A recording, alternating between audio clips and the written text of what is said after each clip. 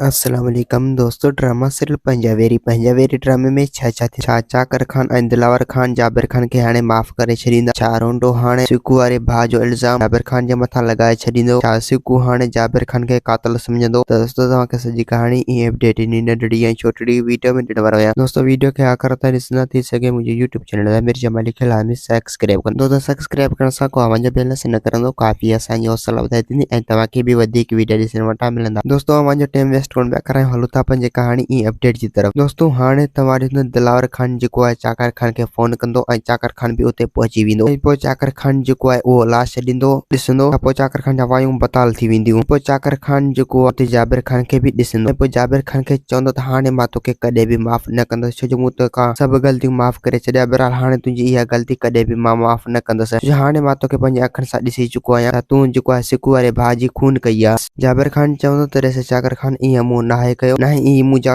कम आहिनि, इहो सरासर मूं मथां इल्ज़ाम आहे। ऐं ॿिए पासे दोस्तों हाणे तव्हां ॾिसंदो रोंडो जेको आहे चाकर खान खे ईअं त फड़काईंदो जो चाकर खान ऐं सिकू खे हैरान करे छॾींदो। ऐं पोइ चाकर खान जेको आहे जाबिर खान खे कॾहिं बि माफ़ न कंदो ऐं सिकू जाबिर खान खे धमकी ॾींदो त हाणे मां तोखां सभु हिसाब किताब पूरा कंदुसि, छो जो मुंहिंजे भाउ जो कातिल सिर्फ़ ऐं सिर्फ़ तूं आहीं। जाबिर खान चवंदो सिकू इन जो कातिल मां न आहियां, तूं मूंखे कातिल न सम्झ। अगरि जेकॾहिं तूं मूंखे कातिल थो सम्झे त पोइ मां तोखे अहिड़ो त सबक़ सेखारींदुसि जो दुनिया ॾिसंदी, छो जो मूंखे इन कातिल में फासायो वियो आहे। बहरहाल इन में मुंहिंजा हथ न आहिनि। सिकू चवंदो त अगरि जाबिर खान अगरि जेकॾहिं इन में तुंहिंजा हथ न आहिनि त पोइ मुंहिंजे भाउ खे मारण वारो आख़िरकार ॿियो केरु थो थी सघे। ऐं ॿिए पासे दोस्तों हाणे तव्हां ॾिसंदो त चाकर खान सिकू खे दिलासा ॾींदो, सिकू खे चवंदो त हाणे तोखां बराबरि सां इंसाफ़ थींदी, बसि तोखे हाणे घबराइण जी का बि ज़रूरत न आहे, बराबरि जो मां तोसां इंसाफ़ कंदुसि। सिकू चवंदो त हारेसि चाकर खान, मूंखे इहा ई उमेद हुई त तव्हां असांजे विच में अची इन जाबिर खान खे टंडा ॾींदो ऐं जाबिर खान खे पंहिंजी मंज़िल ते पहुचाईंदो, जाबिर खान खां सभु हिसाब किताब वठंदव। दोस्तों उम्मीद है कहाणी आई हूंदी, तव्हांखे पसंदि असांखे ॾींदा हाणे चाहे त वरी तव्हां सां मिलंदासीं के नई वीडियो में। जसी पंहिंजो ख्यालु रखंदा। खुदा हाफ़िज़।